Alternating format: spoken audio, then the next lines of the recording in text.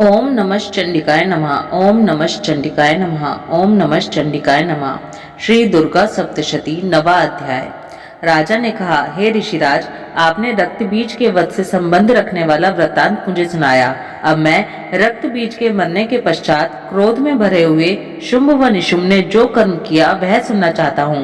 महर्षि मेधा ने कहा, रक्त बीज के मारे जाने पर शुंभ और निशुंभ को बड़ा क्रोध आया और अपनी बहुत बड़ी सेना का इस प्रकार सर्वनाश होते देखकर निशुंभ देवी पर आक्रमण करने के लिए दौड़ा।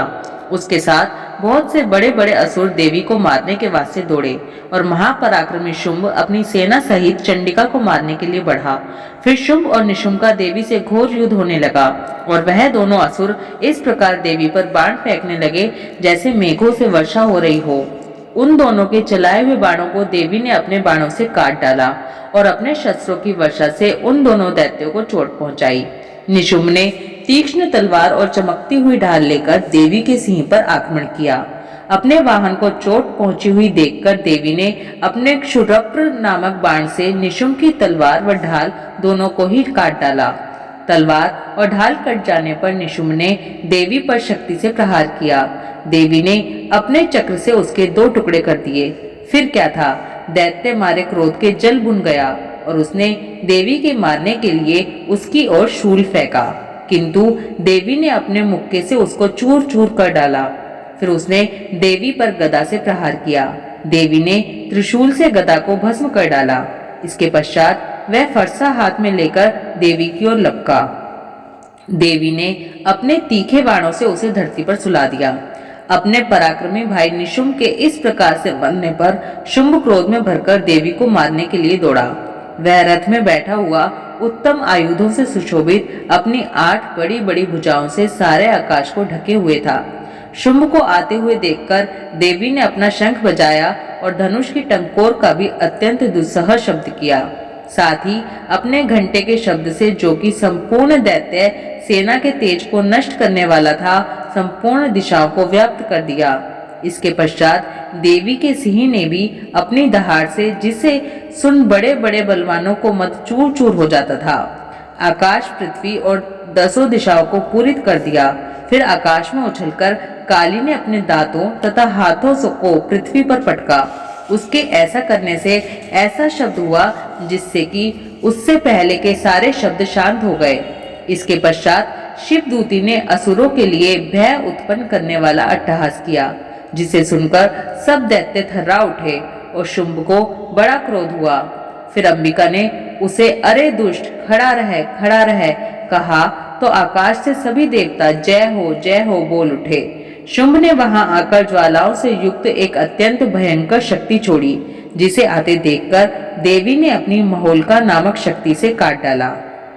हे राजन, फिर शुंभ के सिंहनाद से तीनों लोक व्याप्त हो गए और उसकी प्रतिध्वनि से ऐसा घोर शब्द हुआ जिसने इससे पहले के सब शब्दों को जीत लिया। शुंभ के छोड़े बाणों को देवी ने और देवी के छोड़े बाणों को शुंभ ने अपने बाणों से काट सैकड़ों और हजारों टुकड़ों में परिवर्तित कर दिए। इसके पश्चात जब चंडिका ने क्रोध में भर शुंभ को त्रिशूल से मारा तो वह मूर्छित होकर पृथ्वी पर गिर पड़ा। जब उसकी मूर्छा दूर हुई तो वह धनुष लेकर आया और अपने बाणों से उसने देवी काली तथा सिंह को घायल कर दिया। फिर उस राक्षस ने 10,000 भुजाएं धारण करके चक्रादि आयुधों से देवी को आच्छादित कर दिया। तब भगवती दुर्गा ने कुपित होकर अपने बाणों से उन चक्रों तथा बाणों को काट डाला। यह देखकर निशुंभ हाथ में गदा लेकर चंडिका को मारने के लिए दौड़ा। उसके आते ही देवी ने तीक्ष्ण धार वाले खड़ग से उसकी गदा को काट डाला। उसने फिर त्रिशूल हाथ में ले लिया। देवताओं को दुखी करने वाले निशुंभ को त्रिशूल हाथ में लिए आता हुआ देखकर चंडिका ने अपने शूल से उसकी छाती पर प्रहार किया और उसकी छाती को चीर डाला। शूल विदीर्ण हो जाने पर उसकी छाती में से उसके जैसा ही महापराक्रमी दैत्य ठहर जा कहता हुआ निकला। उसको देखकर देवी ने बड़े जोर से ठहाका लगाया। अभी वह निकलने भी न पाया था कि उसका सिर अपनी तलवार से काट डाला। सिर के कटने के साथ ही वह पृथ्वी पर गिर पड़ा। तदंतर सिंह दहाड़ दहाड़ कर असुरों का भक्षण करने लगा और काली शिवदूती भी राक्षसों का रक्त पीने लगी।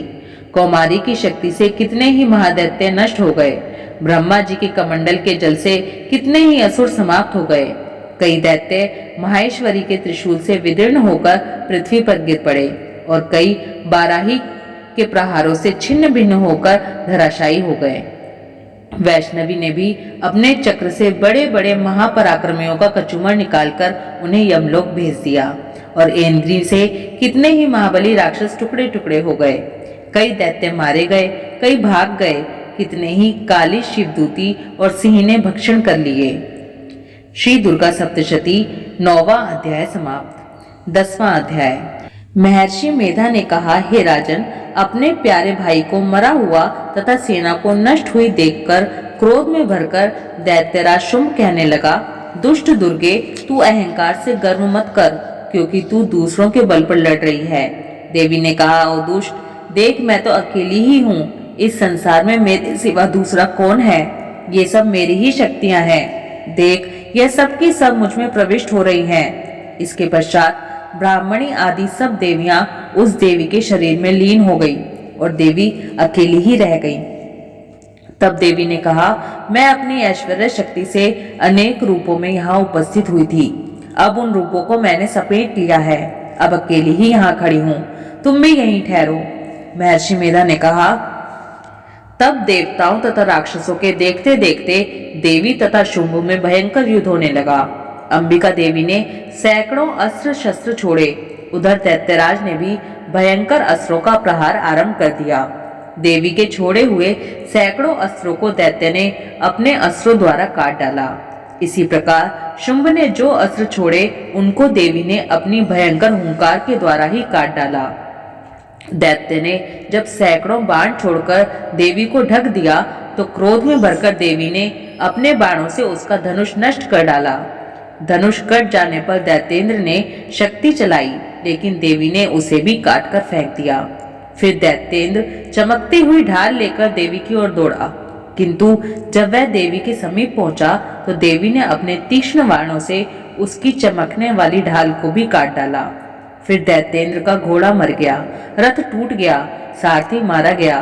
तब वह भयंकर मुदगर लेकर देवी पर आक्रमण करने के लिए चला, किंतु देवी ने अपने तीक्ष्ण बाणों से उसके मुदगर को भी काट दिया। इस पर दैत्य ने क्रोध में भरकर देवी की छाती में बड़े जोर से एक मुक्का मारा। दैत्य ने जब देवी को मुक्का मारा तो देवी ने भी उसकी छाती में जोर से एक थप्पड़ मारा। थप्पड़ खाकर पहले तो दैत्य पृथ्वी पर गिर पड़ा, किंतु तुरंत ही वह उठ खड़ा हुआ।